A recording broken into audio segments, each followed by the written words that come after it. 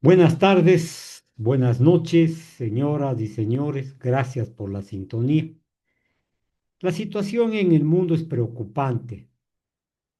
Ustedes recordarán que el señor Nicolás Maduro fue reelegido en 2024, pero esa elección fue calificada, tachada por la oposición y por varios gobiernos como fraudulenta, que hubo, se dice, un direccionamiento y a más de eso no se respetó la voluntad popular. Esta designación o elección del señor Maduro causó revuelo en el mundo y no se diga en los Estados Unidos.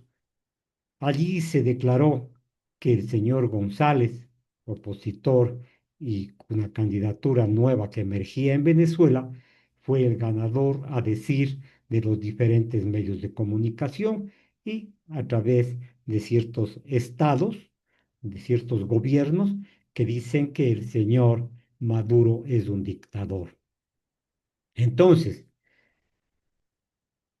me sorprendió el anuncio el día de ayer por parte del señor Rubio, que es este momento el parlante o la voz oficial del gobierno de Trump, así como del propio presidente de los Estados Unidos, que ni Corina Machado ni el señor González pueden acceder al poder. Corina Machado porque no ha sido electa y el señor González no está dentro de una elección a la que se le consideró fraudulenta. Entonces el señor González chupa la situación de rebote en el sentido de que no fue electo para la presidencia de Venezuela. Creo yo que la situación es clara dentro de lo que podemos nosotros visualizar, a pesar de que Estados Unidos ha desplegado grandes campañas porque entraron a Venezuela, arrestaron a Maduro, yo diría le secuestraron a Maduro y este fue trasladado a Nueva York para enfrentar cargos federales por narcotráfico y, además de eso, se declaró no culpable, indicando que él sigue siendo el presidente de Venezuela. Y esto recalco porque hay algunos pensadores, algunos técnicos en la situación constitucional de que señalan que los Estados Unidos no podría juzgar al señor Trump, al señor, perdón, Maduro, porque él tiene la calidad de presidente. Estas horas se están desarrollando múltiples manifestaciones en Venezuela en respaldo no al señor Maduro, sino en respaldo a la independencia, a la soberanía, a la decisión de su pueblo. Me refiero a que el pueblo venezolano está reclamando la intervención y la injerencia norteamericana, porque al final de la tarde se dieron cuenta que no era ni la libertad ni los derechos humanos, sino eran los intereses que tienen sobre situaciones, sobre minerales, sobre petróleo, sobre la tierra, en fin. Entonces queda claro, señoras y señores, que la intención no era liberar al pueblo boliviano de la dictadura inhumana y narcotraficante del señor Maduro. Tanto es así incluso que el gobierno federal, a través del juez de Queens, no se permitió, de Brooklyn, perdón, no permitió o no se permitió formular estos cargos al señor Maduro. Este momento en los Estados Unidos y en el Congreso de este país se debate si la posición del señor Maduro es legítima o constituyen una violación a la soberanía venezolana. En las diferentes plataformas incluso se dice que hay varias personalidades y personas que están en el Congreso de los Estados Unidos que piden la renuncia del señor Trump. Además de eso, señalan que se iniciará un juicio político, pero del dicho al hecho. Hay mucho trecho, por cierto, pero la situación parece no tener una solución rápida en la República Hermana de Venezuela. Hay varios problemas al interior de Venezuela, no solamente la situación del señor Maduro, la dictadura, los derechos humanos, la migración, en fin, hay varios problemas, porque Venezuela tenía al petróleo como el motor económico que movía la economía del país. Y ahora realmente está en una crisis estructural, pese a la riqueza de los productos naturales. Ustedes dirán, pero si tienen, ¿por qué no explotan? Porque si tienen, ¿por qué no exportan más? Si es que tienen, ¿por qué no hacen la tarea de distribuir al mundo con su reserva petrolera que se dice durará varias decenas? ¿Por qué no hace? Porque sencillamente se encuentran bloqueadas sus actividades, especialmente petroleras, y ustedes verán cómo incluso sobre pretexto de luchar contra el narcoterrorismo, se violentaron, se bombardearon a embarcaciones venezolanas, se incautaron petroleros, barcos petroleros, justamente indicando que estos sirven para transportar la droga a los diferentes países. La inflación no ha parado en Venezuela. Es más, la incertidumbre del pueblo venezolano es grande. No saben qué hacer. Tanto es así que las calles, especialmente de Caracas, se encuentran desoladas. No hay personas que caminen allí. No hay personas que se arriesguen a salir de sus hogares, salvo a los comisariatos y a las tiendas para abastecerse de productos de primera necesidad, porque sostienen los venezolanos que a lo mejor la situación se vuelve más cruenta y más dura. Millones de bolivianos, perdón, de venezolanos han salido del país en los últimos años por la crisis económica, por la falta de servicios básicos, por la inseguridad. Así se dice y así se afirma. Pero esta diáspora no es solamente de los ciudadanos venezolanos. ¿Acaso no conocemos nosotros la migración del pueblo colombiano? ¿Acaso no nos acordamos del pueblo ecuatoriano, que el pueblo ecuatoriano, que los jóvenes del pueblo ecuatoriano van hacia los Estados Unidos, incluso por las trochas, para conseguir un futuro mejor? Entonces, no nos vengan con el cuento que la migración es solamente el problema venezolano. Si ustedes ven, por ejemplo, ven la realidad de la Argentina, cómo migran hacia Chile, si ustedes ven cómo los peruanos migran hacia Chile, es decir, los bolivianos migran al Perú, entonces perdón, al Brasil. Entonces vemos nosotros cómo la migración no es una situación propia de Venezuela, sino desgraciadamente de las economías y del país de nosotros. Es una situación que se copia en todos los países de América Latina.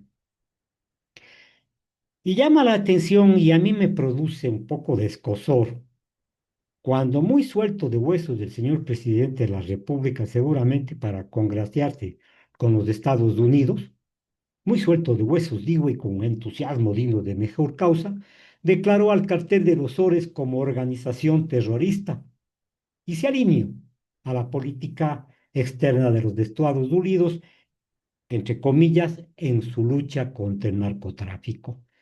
Vean ustedes, señores, con todo entusiasmo, yo no quisiera decir en forma servil, pero en forma, yo diría yo, incluso no digna de la investidura de presidente, el señor Noboa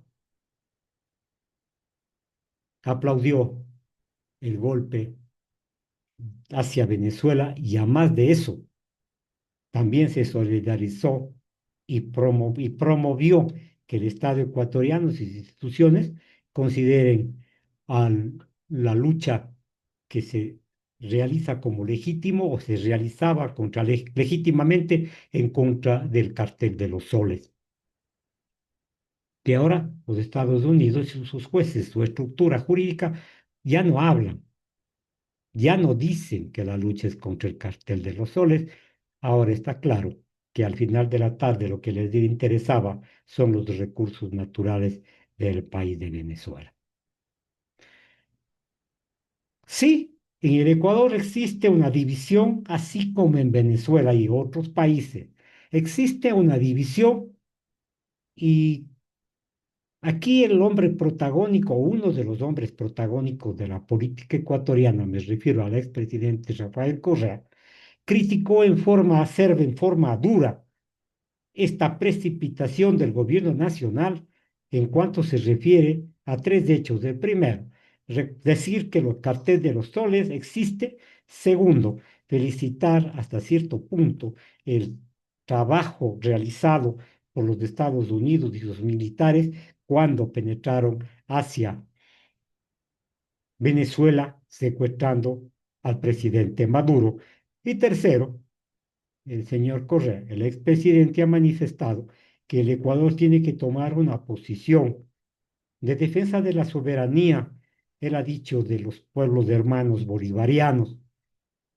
Ojalá se dé, pero no hay unanimidad en el pueblo ecuatoriano, solamente inseguridades, solamente criterios diferentes, y esto trae incluso una situación grave al pueblo ecuatoriano de desesperanza. Incluso llama la atención la falta de conocimiento por parte de los asambleístas o la Asamblea Nacional, que debatió la situación. Sí, con algunos diputados que quieren vincular a ciertas organizaciones políticas del Ecuador al narcoterrorismo, al Tren de Aragua, en fin. Pero se dice incluso que hay inteligencia armada por parte de grupos económicos adversarios al gobierno que mueven las fichas para favorecer al narcotráfico. Personalmente creo que la discusión en la Asamblea Nacional se dio el día de ayer o anteayer y anteayer con formas muy burdas de comportamiento, en donde la insolencia, en donde el vocabulario percaz, en donde ciertas actitudes ridículas, payasescas, circenses que caen en el ridículo. Algunos diputados ofendieron a los asambleístas, algunos asambleístas fueron agredidos por parte de ciertos grupos políticos en el Ecuador. Parece que creen que están en las tablas de algún escenario levantado a última hora en alguna población y sueltan lo que creen, sueltan lo que se imaginan. Perdónenme la expresión, sueltan. Porque esas palabras no son meditadas, no son ordenadas, no son lógicas, no son jurídicas, no son críticas. Críticas dentro de la razón lógica, sino constituyen una afrenta para el resto de asambleístas. Como dicen aquí en la ciudad de Cuenca, casi se van a los trompones, casi se fajan, casi se rompen las reglas de respeto en la Asamblea Nacional, y algunos señalan incluso con palabras más gruesas que casi se rompen la boca, por no decir lo que dicen los jóvenes. Perdonen que voy a señalar, casi se hacen coliflor el hocico. Vean ustedes cómo la ciudadanía responde a este tipo de comportamientos porque son agresivos al respeto de los seres humanos. Las interpretaciones, las corrientes políticas, el interés económico, la desinformación, hacen presa fácil de los asambleístas, que muchos de ellos no tienen preparación y sabrán de qué se trata la soberanía, la lucha contra el narcotráfico, la lucha contra los cárteles pues, internacionales, sobre la putrefacción que existe en los diferentes poderes del Estado. Sí, señores, y esto lo digo claro, porque todo el mundo conoce que desgraciadamente la corrupción ha llegado al máximo grado de expresión en la República del Ecuador y en América Latina.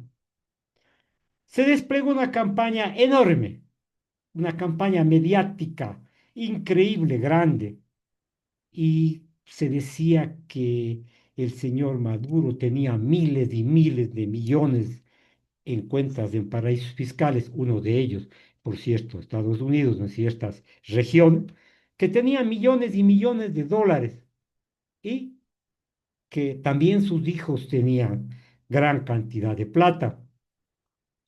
Pero ahora se ve que el cartel de los soles no existe. No existen matices políticos legales, no existe. O sea, el cartel de los soles fue una intervención, una creación, una ficción del gobierno norteamericano alcahueteado por ciertos medios de comunicación a nivel internacional.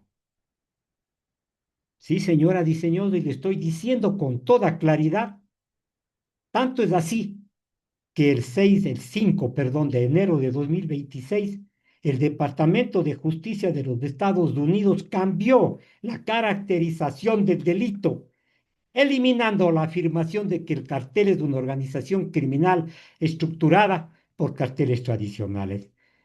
No sé si les dé vergüenza, pero que la justicia ecuatoriana, la justicia, perdón, norteamericana, se refiere a que la afirmación sobre la existencia del cartel de los soles es difusa y que efectivamente existen corrupción y vínculos con el narcotráfico, pero no responsabilizando al gobierno del señor Maduro como el que ejecuta las actividades ilícitas del narcoterrorismo. No podemos negar nosotros que existe corrupción.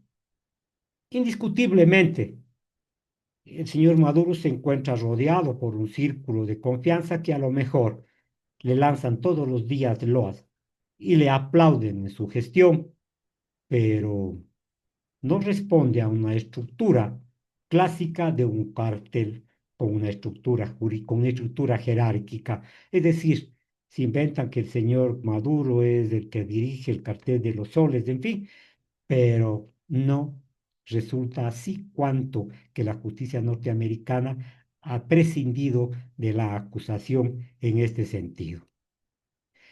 Estados Unidos y sus aliados mantuvieron una posición de censurar, de apostrofar esta narrativa del narcotráfico asociado a diferentes funcionarios. Y en 2025, a mediados del 2025, le designaron como una organización terrorista. Hay estudios claros que en Venezuela el cartel de los soles no existe. Lo que sí existe, por ejemplo, en México y en Colombia, ciertas organizaciones criminales que se dedican a la situación de llevar sustancias prohibidas a los diferentes políticas, a sus diferentes estados, a sus diferentes poblaciones allá en el norte. Varios países han criticado la posición de los Estados Unidos.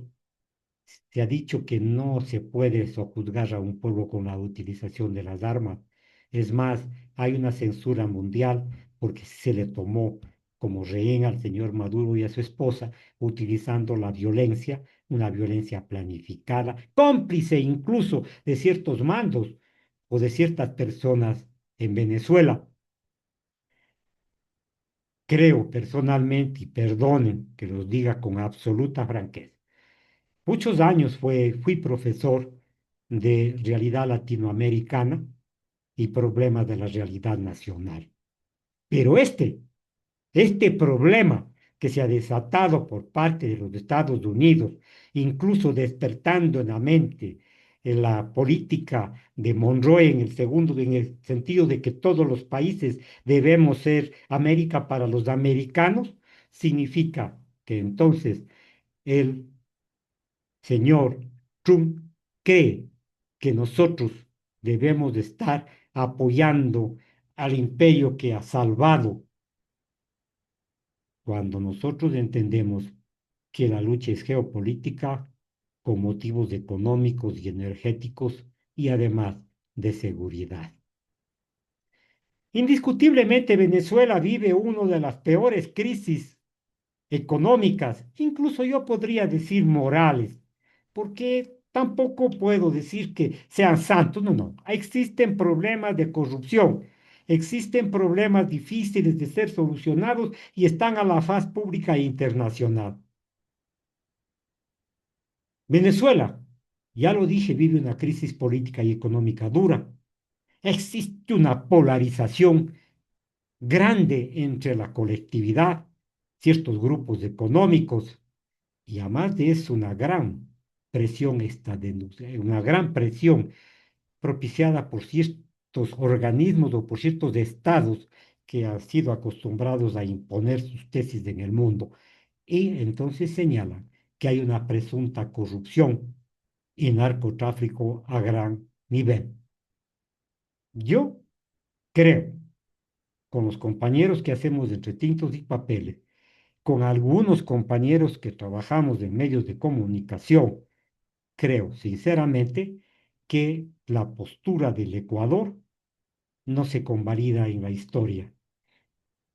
Nosotros tenemos una política y una postura de seguridad alineada más que nada con los Estados Unidos, a pesar de las críticas al interno y las críticas políticas que se realizan.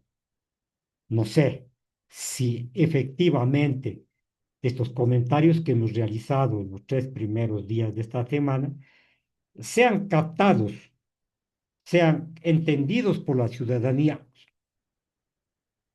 Repito, no estoy defendiendo al señor Maduro como persona.